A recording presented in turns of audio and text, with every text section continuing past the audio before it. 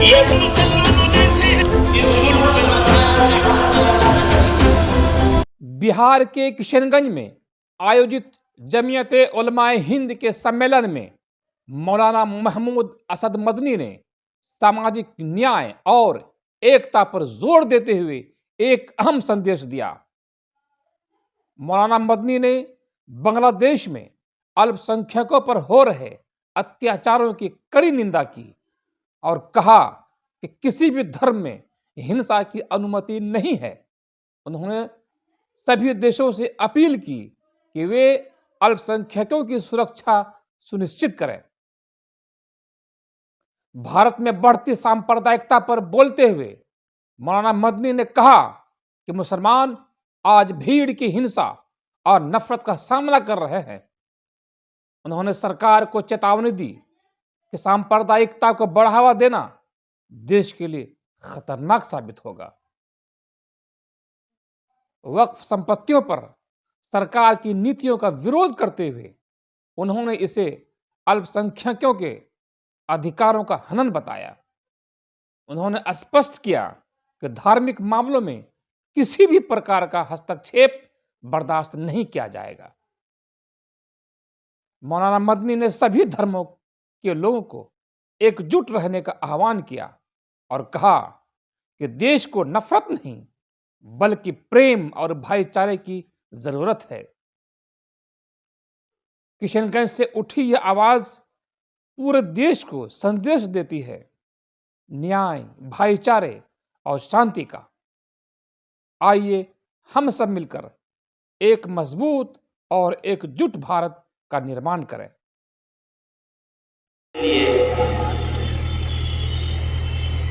कि जो मुश्किलात हैं उन पर गौर किया जाए और कुछ ऐसे फैसले किए जाएं जिनको हम अपनी जिंदगी में,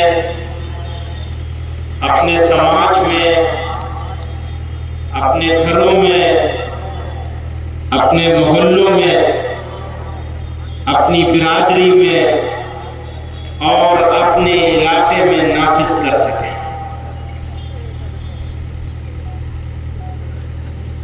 सवाल तादाद का नहीं है, सवाल कमियत का नहीं है, सवाल कैफियत का है। अगर कैफियत अल्लाह और उसके रसूल सल्लल्लाहु अलैहि वसल्लम के मर्जी के मुताबिक है या मर्जी के मुताबिक करने की कोशिश की जाती है तो यकीन जानिए हालात के बदलने में, पलटने में देर नहीं लगेगी।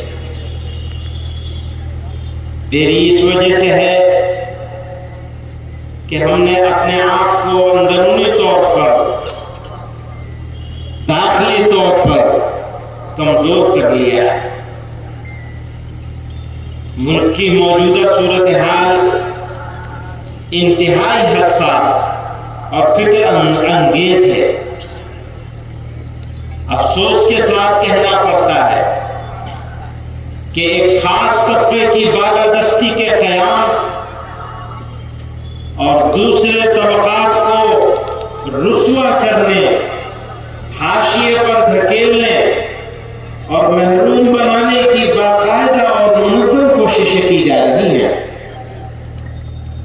काबिल अफसोस अमर यह है कि इस मकरूह मुहिम को सिर्फ हुकूमती सरपरस्ती ही हासिल नहीं है बल्कि हुकूमत ही करवा रही है।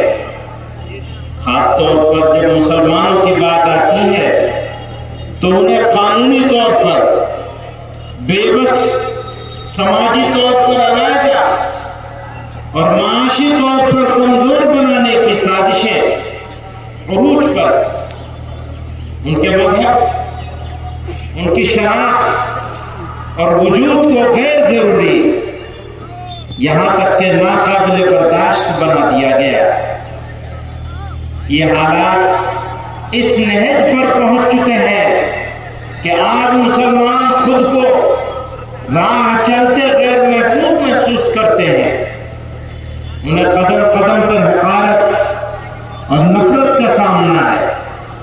जब ये अपने जायज हुकूक के लिए आवाजें उठाते हैं तो उनके घरों को बुलडोजर के जरिए बर्बाद कर दिया जाता है।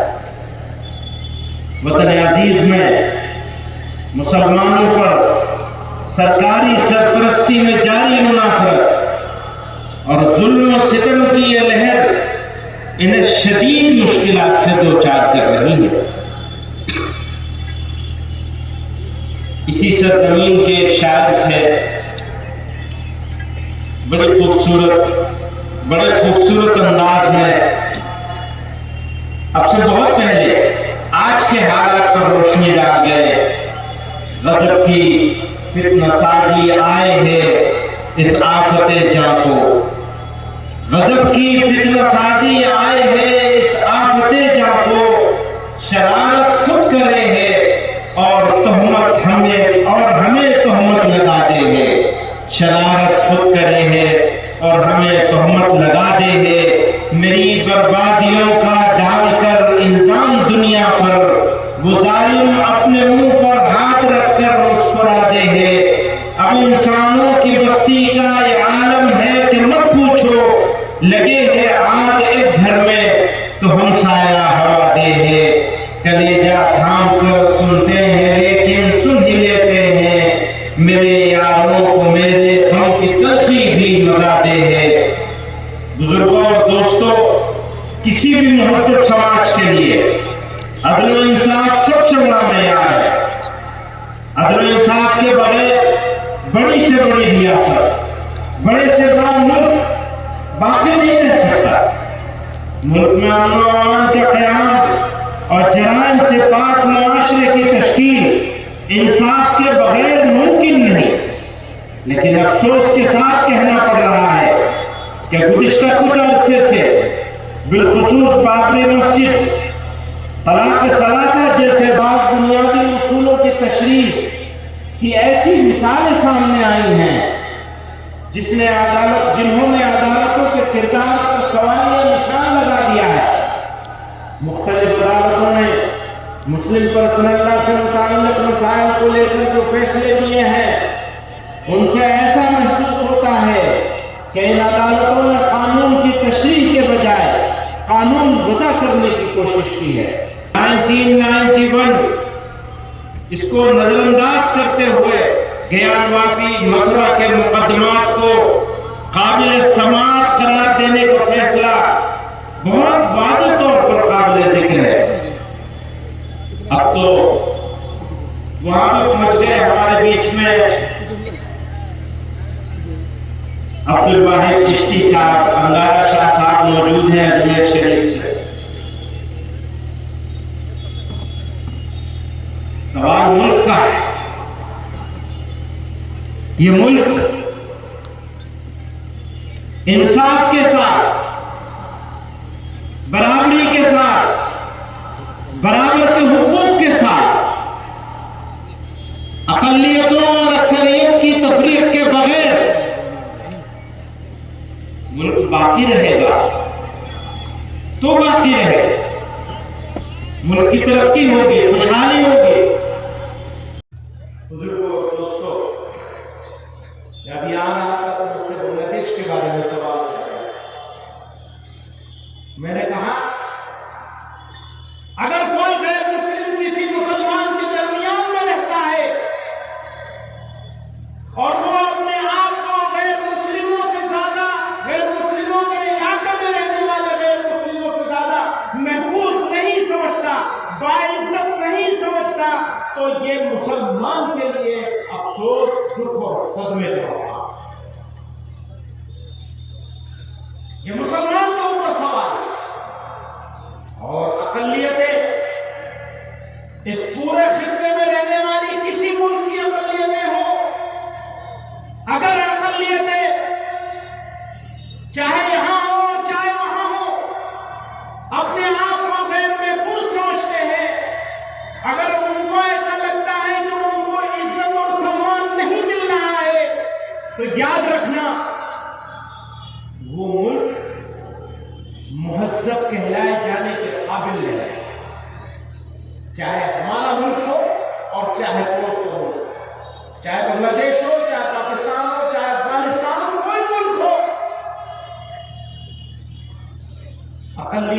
बाइज्जत होनी चाहिए, सम्मान होना चाहिए माइनॉरिटीज का इस पूरे खत्ते में। आज हमने ये ख्वाब सजाया है कि ये फिरका बर्र सगीर अगले 100 सालों में दुनिया को लीड करे, अमेरिका के हाथ में नहीं रहेगी। लेकिन भाई हमारा बजट कैसे होगा? हमारा बजट नहीं होगा, हमें लेना पड़ेगा तुमको, हमें सम्मान देना पड़ेगा, हमें मौका देना पड़ेगा, बराबर की अपॉर्चुनिटी देनी पड़ेगी। तो अगली सदी हमारी है।